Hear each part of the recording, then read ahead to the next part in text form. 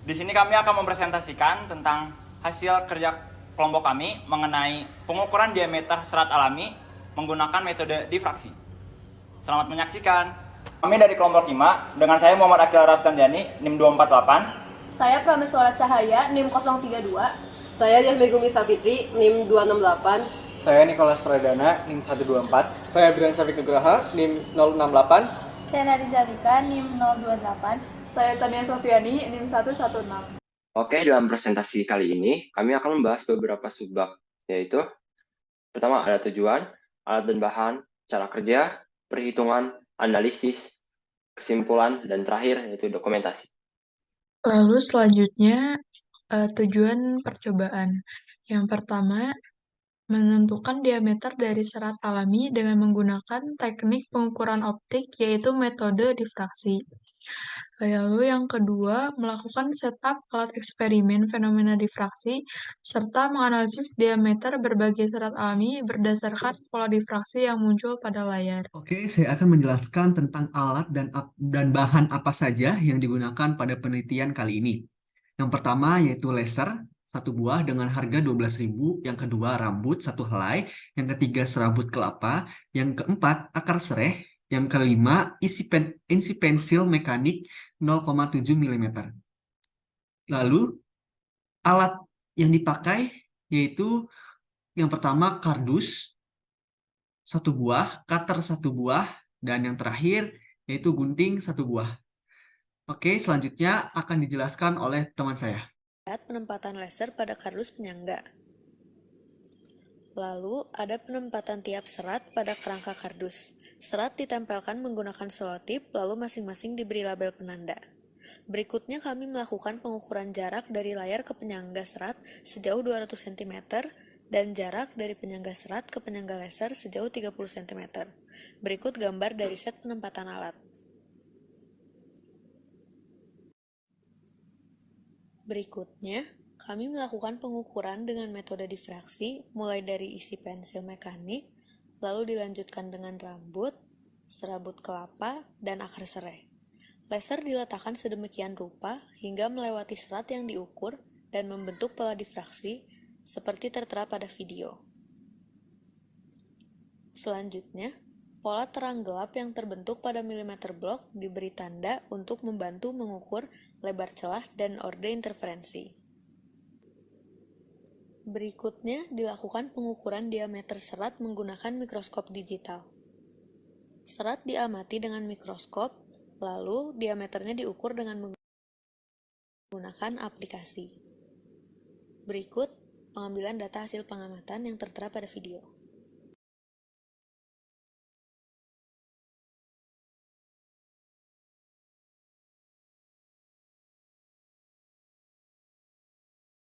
Selanjutnya, saya akan menjelaskan terkait perhitungan yang digunakan dalam RBL kali ini. Inti dari perhitungan sendiri adalah untuk membandingkan hasil perhitungan diameter serat alami yang didapatkan melalui metode difraksi secara manual dengan hasil perhitungan yang didapatkan melalui laboratorium dengan menggunakan mikroskop digital. Kami menggunakan 4 persamaan yang digunakan untuk mencapai tujuan tersebut. Yang pertama adalah rumus difraksi Fraunhofer, D sama dengan N kali lambda kali L per Y. Rumus ini kami gunakan untuk menghitung diameter secara teoritis. Lalu, hubungan panjang gelombang cahaya, lebar celah, dan jarak celah dengan jarak antar pita terang pada fenomena difraksi dapat dihubungkan melalui persamaan D sin theta sama dengan N kali lambda. Selanjutnya, didapatkan bahwa jarak L jauh lebih besar daripada lebar celah D, sehingga kami dapat menggunakan pendekatan sudut kecil, sin theta mendekati tan theta mendekati Y per L, di mana D Y per L sama dengan N kali lambda. Dan yang terakhir, untuk perhitungan galat, kami menggunakan rumus hasil perhitungan secara teori dikurangi hasil pengukuran diameter serat yang kami dapatkan melalui eksperimen, dibagi dengan hasil pengukuran secara teori dikali 100%. Ya, selanjutnya bagian analisis dapat dilihat pada tabel 4.1, yaitu data perhitungan diameter serat menggunakan metode difraksi. Di sini kami menggunakan laser dengan panjang gelombang 650 nm. Jarak laser ke celah yaitu 20 cm dan jarak celah ke layar yaitu 200 cm. Dalam perhitungan menentukan diameter serat, kami menggunakan rumus D sama dengan N kali lambda kali L per Y. Dapat dilihat pada data tabel 4.1, ya jenis serat isi pensil mekanik didapatkan Y sama dengan 0,002 dan diameternya menjadi 0,65. Lalu pada jenis serat rambut, Y-nya yang didapat 0,018 meter dan diameter yang didapatkan 0,07222. Lalu pada serat serabut kelapa yang didapat 0,011 meter. Lalu yang didapat 0,118182. Pada akar serai, Y yang didapat 0,006 meter. D yang didapat 0,216667. Jadi dapat dilihat pada tabel tersebut, ketika semakin besar nilai Y atau jarak garis tilak pertama ke terang pusat, maka diameter serat yang dihasilkan akan semakin kecil atau berbanding terbalik. Lalu adapun bentuk pola gelombang yang dihasilkannya, jadi jika diameter semakin besar, maka bentuk pola yang dihasilkan akan semakin rapat dan semakin kecil-kecil. Seperti pensil mekanik yang diameternya 0,7 ketika tembakan laser, pola yang dihasilkan akan kecil-kecil.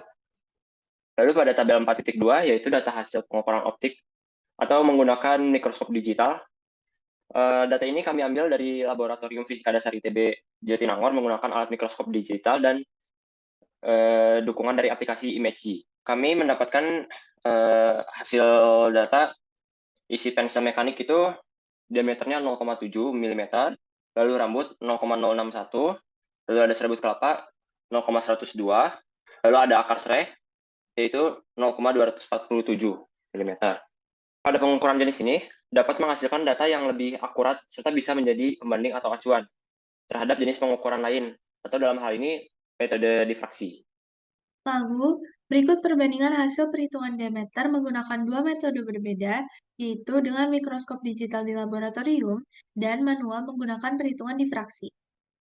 Pada pensil mekanik didapat ukuran diameternya yaitu 0,7 mm dan 0,65 dari perhitungan difraksi. Rambut dengan mikroskop digital yaitu 0,061 mm dan 0,072 dengan perhitungan difraksi. Serabut kelapa 0,102 dengan mikroskop digital, sedangkan pada perhitungan difraksi yaitu 0,118182, sedangkan pada akar serai yaitu dengan menggunakan mikroskop digital yaitu 0,247 dan 0,247 mm dan perhitungan difraksi yaitu didapat 0,21667. Lalu pada tabel 5.2 yaitu hasil galat diameter percobaan pada diameter di referensi. Setelah dihitung menggunakan rumus galat yang sudah disebutkan pada slide sebelumnya, didapat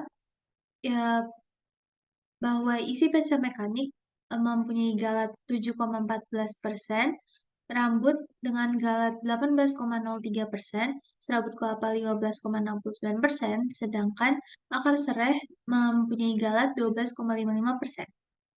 Yang terakhir, terdapat grafik regresi perhubungan antara diameter objek terhadap garis gelap pertama ke terang pusat. Dapat diamati bahwa grafik miring ke kanan bawah yang artinya jarak garis gelap pertama ke terang pusat dengan diameter objek berbanding terbalik. Lalu terdapat R yang didapat pada grafik cukup besar, yaitu R kuadrat sama dengan 0,7015, artinya korelasi Y dan D cukup besar. Hal ini sesuai dengan rumus difraksi Fraunhofer pada teori dasar kami. Yang terakhir adalah kesimpulan. Untuk kesimpulan yang pertama, pengukuran diameter serat alami dapat ditentukan secara manual atau melakukannya secara mandiri dengan membuat alat yang dapat dibuat sendiri.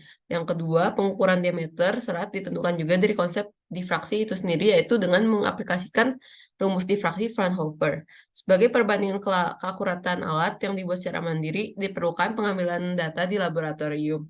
Dan ada juga dokumentasi selama proses pembuatan alat ini berlangsung dan juga pengambilan data-datanya. Sekian dari kami. Terima kasih telah menyaksikan video kami. Assalamualaikum warahmatullahi wabarakatuh.